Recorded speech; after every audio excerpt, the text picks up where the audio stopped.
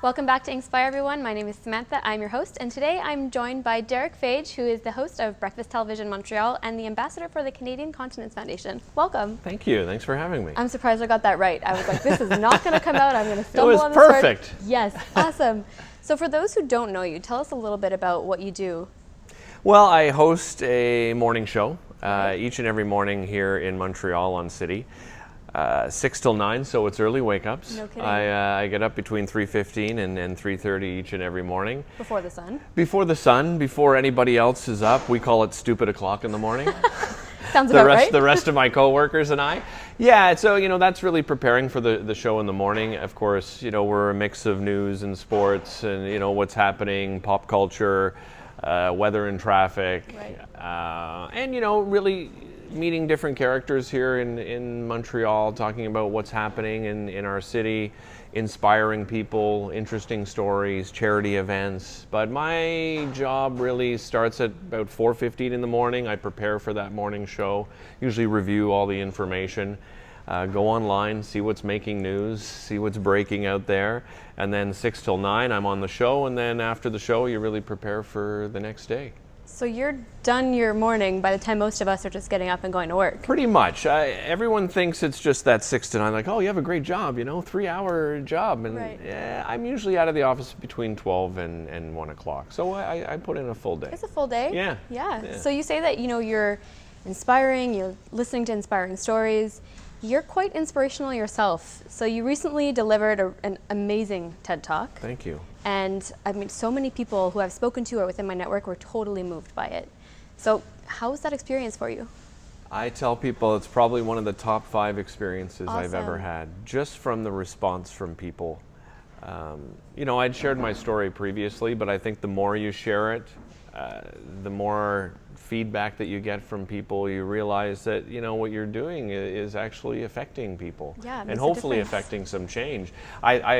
I tell people, what was the most incredible part? Was it the standing ovation? No, the most incredible part of that TEDx was my father and my brother were there, and I went to meet them in the lobby after my talk, and I was just swarmed by people. I was surrounded by people. Strangers were giving me hugs and just telling me, how moving the TEDx talk was, and people were taking pictures with me, and it was a really incredible moment. Yeah.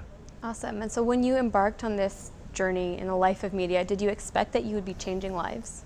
No, certainly not. And when I embarked on it, I grew up wanting to be an actor. I thought I hoped I would be a film and television actor. And getting into TV this way was pretty amazing experience, because I started in Ottawa, and I auditioned. They were looking for a new co-host of a daytime talk show. Right. And my stepmother saw the ad, sent it to me, said, you should go out for this. This is something you've always wanted to do. And when I got the job, the best part was I realized, hey, they just hired me to be me. Right? Awesome. I'm not, they didn't hire me to be an actor. They just Right. want me to be myself, which, really feels good. And then I just fell in love with it. I love people. I love talking to people. I love hearing people's stories. The more people I'm around, I think I get energy from people. I actually can feel it. I totally get that. Sometimes people look at you and raise their eyebrow, but I really feel it. And I really feel like I can give energy to other people. I think, we forget that the human spirit is pretty special. Powerful, yeah. And it is. It's very powerful. And I think a lot of times we think it's kind of hokey when people say that. But when you truly start feeling it, you realize that, no, it's true. This is a real thing. We're balls of energy, and we can share it with each other. Totally. I really appreciate you being on the other side of the camera today. This is kind of fun. This is a little bit of a role reversal here. Yeah, it's nice. Really cool. So what's something that you think people, there's a common misconception about being in TV? What's one thing you think they wouldn't necessarily think of? Well, I think as I mentioned earlier, I think they think, when you're on TV, that's the job. That's all the job entails. Right. When it entails more than that, and some people can choose to do more, and some people can choose to do less. I think the landscape of television has changed quite a bit. Yeah, absolutely. Myself, I'm putting in an 8 or 9 hour day. My other on-air colleagues are doing the same thing. The crew in behind doesn't get as much credit as they should. I have 2 segment producers that work even more than I could possibly imagine. I mean, they're putting like 10, 12-hour days in and, you know, making us look good on television. So I think, you know, most people think it's glamorous, Right. but there's a lot of work that goes into it before it even gets to television. But I will say I'm absolutely grateful. I think I have one of the best jobs in the world. It seems pretty cool. Yeah, and to, you know, to wake up every morning to know that you're going to a job that you love. I worked at an accounting firm, which, you know, I loved my experience there for 18 years, but sitting in a cubicle wasn't my thing. I always did acting on the side. I did murder mystery dinner theater. I did some independent film, some voices for video games, that kind of thing. But Right. my 9 to 5 was working in administration at an accounting firm. So when I finally got this job in Ottawa, my first 3 years I actually split time. I worked 6.5 hours a day at my dad's accounting firm, Wow. and I worked 3 hours a day in TV. So I bounced back and forth between the two, and for the first 3 years, that's what I did, and I begged them. I said, if ever there was a chance I could work full-time in television, I beg you, I will take the job. I don't care if it's a pay cut, and I did. I took a significant pay cut to leave the accounting firm to do my dream job. That's an interesting point, because I think a lot of entrepreneurs today, they really struggle with asking for help and with saying, hey, if there's an opportunity, I'm here and I'm willing. Yeah. And even have a harder time kind of sitting in the back seat, whether it's taking a pay cut, you know, doing more hours without getting paid or whatever the case is. And so how was that for you to kind of put yourself in a slightly vulnerable position, and say, listen, I'm here? Well, it's a risk, right? Yeah. So I'm giving up security. I worked at that firm, as I said, for 18 years. So I had a good salary. I had a full benefits package, and I had just moved into my dream home with my ex-wife at the time. And literally 9 months later, we were selling that home. Wow. Because of the amount of money that wasn't coming in anymore. So we downsized our place, and I don't regret it at all. I mean, it was the right decision to make. I know a lot of people fear that risk, and let me tell you, it was a while. After they offered me the position, I probably took a little over a week to even get back to them, whether I was able to accept the position. I sat down with my co-host at the time, TL2, because she was doing the same thing, giving up. Her and her husband had a successful dance school, and she was giving up a lot as well. But it was a great decision, you know. Awesome. I worked even just to get that job, to get the resume that I had. I did free movies. I took roles for free all the time, because what I realized is I had a lot of friends doing background work, right? So they were getting paid that $15 to $20 an hour to do background work in film and television, but that doesn't do anything for your resume. So while they were doing that, I was taking lead roles in these B movies, independently produced. They couldn't pay me. They fed me a lunch. That's all I cared about. But then I started building up a resume. So when I auditioned for the role of host of that show, they looked at my resume and went, "Oh my God, you've done quite a bit." Right. So, you know, that would be my advice to people. I know it's daunting. You're working for free. It doesn't sound like it's a good idea, but it really is. You have to work hard to get to the position that you finally want. So there's no doubt that hard work goes into it, but I think we're kind of in a time where it's a gray line between working for what you want and burning out. Yes. And so how do you balance that lifestyle? Well, or your lifestyle, really? Is learning to say no. That was something really difficult in the beginning. I think, you know, when you're young and you get that first job, it inspires you enough that you go out and you do everything. Everybody, you know, hey, can you MC my event? I have a charity event coming up. Hey, can you come to the grand opening of my restaurant? And you end up saying yes to everything. In order to finally get balance, you have to finally start saying no. And it's not easy, right? And when people reach out to you, especially charity events, I've done hundreds of charity events over the years. When people ask you, you want to help. I mean, you know, at least that's the kind of person I am, and most of the people that I've ever, you know, worked with over the years, that's the way they feel too. If you can't contribute in different ways, some people can contribute monetarily, others can contribute with their time. And I happen to have a gift of the gab. People invite me to come and speak and share my story, or just, you know, host their golf tournament. I enjoy doing stuff like that. And plus, you know, you're meeting new people and learning about new people and new stories. How do you know when something is like you need to put it aside, it's not the right time or the right project? Well, you start getting, I think, exhausted. That'll do it. That's probably the big thing for me. And I think you start saying, hey, I want sort of time to myself, or Right. time with family, time with friends. I think what happens oftentimes is your social life becomes part of your work life. So, I see that a lot. yeah, outside of the events and so forth that you're doing, you start You can having almost fewer justify and it that fewer way, time. though. Yeah, you You're do. like, it's social time. This Yeah. is hanging out, right? Yeah. Yeah. And then you realize, hey, I haven't seen my best friend in 3 months. Yeah. Because I've been doing all these things, or I haven't seen my brother or my sisters. So yeah, I think saying no was probably the main thing I did. So speaking of your brother, Yeah. you mentioned him, you mentioned your dad in your talk. Relationships seem to play a really key role in your story. How do those relationships influence your success and success in general? Like, how important are they for people? Oh, they're tremendously important. During my TED Talk, I spoke about my brother and my dad and my mom and my sisters, and then my best friend, Gary. And, without Gary and that support group, I don't know where I'd be. I considered taking my own life. I had planned it at one point. I was so depressed. I was living with chronic fecal incontinence. I was in my 20s, and I was always a pretty upbeat, happy guy.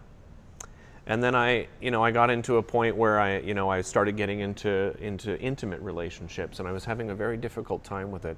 And I wasn't happy with my body image. It was pretty dark times. And what got me out of it, what I realized was, because I always strived to be happy, it was like, I was like relentless. I was like, I'm going to be happy, I don't care. The relentless pursuit of happiness, Exactly. right? That's what it's called. That's right. So I almost, lived a life of just being happy, like convincing myself I was happy, and that would just make me happy. It's like, a lot of people talk about, live the life you want and it will come, and that's sort of the idea I had with happiness. But during that time, I realized I was unhappy, and came to the realization that it's okay to be unhappy. Yeah. Like, I had to tell myself that. Like, it's all right. Like, you can't be happy all the time. It's okay. And then what got me out was relationships. I thought about, what if I wasn't here tomorrow? What would that do to my family who had supported me? My extended family, my friends, my best friend who was in the room next to me. The night I had planned it, he was there. And that's what convinced me not to do it, because not just thinking about myself, I had to think about others. And, that would have destroyed people's lives had I taken my own life. So what does relationships mean to me? Everything. Yeah. Because you have to reach out and tell people how you feel. For some reason, I don't know why it is that way. I think we're self-conscious for sure. We're embarrassed. We're ashamed of talking to people. But as I started telling people, I realized, like, they don't care. Like, they don't care that I have a medical condition. It's just like mental health issues. We're finally starting to talk about it more. If somebody has cancer, they feel comfortable telling people, right. Oh, you know what, I have cancer, and they blog about it, and they talk about it, and they share it. When we have something like mental illness, or we suffer from incontinence, we still have that taboo, right? Yeah. That stigma is still attached to it. So that was one of the reasons why I came out, because I was sort of tired of it being a taboo and a stigma, and I felt it was holding me back from having good relationships. Right. And good thing you did. I mean, judging by the talk, you've inspired so many to not only accept it, but to reach out, to ask for help, to show them that you can be happy and you can live the life that you want to live. Mm-hmm. You go to the wedding, I think was one of the stories you told, right? Like, stop missing out. After my TEDx talk, I had a viewer that sent me a note on Facebook, a Facebook message, and she suffers from Crohn's disease. So we have a lot of the same conditions. Unfortunately, with Crohn's and colitis, they go through a heck of a lot more pain than I go through, yet they still have the shame and embarrassment of being incontinent. And this woman said she's had it for 28 years, and she didn't have a support group, and she only leaves the house to go and get groceries or to go to the pharmacy. She doesn't go out anywhere. Can you imagine in 28 years, this woman I can't. felt so ashamed that she hasn't left the house in that long. That's a horrible place for somebody to be. And I can't even imagine how it's affected her mentally, Right. to be isolated like that. So that's a message. You can't isolate yourself. People understand. Just give people a chance. Right. I know she's probably gone through, like I did, maybe some bullying and shaming and so forth. But as we mature, so does everybody else. And you have to remember that. Yeah, right? it's an education process. I mean, people need to know that how they're treating you and what they're saying is not okay. Mm-hmm. Yeah. Yeah. So how have the relationships, I mean, obviously you've got an excellent, personal support group. How have the relationships inspired your professional life as well? That's a good question. Because, no, it really is. Because I was a terrible student. Terrible student. I dropped out of high school 3 times. Throughout that time that I dropped out, my parents never once gave me hell for it. They didn't sit me down and, put the boots to me and say, you can't drop out, you stay in school. I never had that kind of conversation with them. They understood, which was really surprising. Like I was so scared to go to my mom and dad. Of course, yeah. And say to them, it's just not working. I'm going to drop out of school. And I remember sitting across from my dad and my dad going, okay. That's... And you're like, wait a minute. Like, what are you talking about? Like, my dad is a senior partner at an accounting firm in Ottawa at the time. My brother is, a CMA, a certified management accountant. My sister's a teacher. My 2 stepsisters are working as well. And well, still going through school at the time. And I couldn't handle school, and my mom and dad went, okay. And if you drop out of school, you're getting a job. And I did. I worked every job imaginable. I worked at McDonald's. I worked at Kentucky Fried Chicken. I worked overnights at the Bagel at the mall. All the fast food shops. Yeah. And on the 3rd time I dropped out of school, so I went back, and 3rd time I dropped out of school, I decided I was moving out of Ottawa because I needed a new start. And I did that throughout my whole life. I went to so many different schools. I did what I joke with everybody. I did sort of the high school tour because, I was having a hard time and I wanted to restart all the time. I was like, oh, maybe this will be my rebirth, and maybe this will be my rebirth. And so I said to my dad and my mom, I'm moving to Kingston. I'm going to move in with the 3 camp counselors I had at camp, and they welcomed me with open arms. So I told my mom and dad, and my dad said, okay. And when would you like to move? And I said, well, in a month. And I have a place to stay. And my dad packed up my things. We took apart my bed, packed up my things, drove me to Kingston, dropped me off, helped me put all my furniture in the place. We went out to lunch together. And it's the first time I ever saw my dad cry. I sat across from him. And he knew it was the right thing, but he's my dad, right? He didn't know, I was in another city. And he's been with you through so much, right? Yeah. And, what is this kid doing? He's probably thinking to himself, and no, he gave me a hug and left. I got a job at Pizza Hut. Kept that trend going? Oh, yeah. as a waiter. And listen, these guys were charging me $80 a month in rent. So I had money to burn. I was in Kingston. This is amazing. I'm going to all the parties with all the university students. The 3 of them were going to Queen's University, and I thought, this is the life. And 3 or 4 months in, I thought, whoa, this is what I think the life is.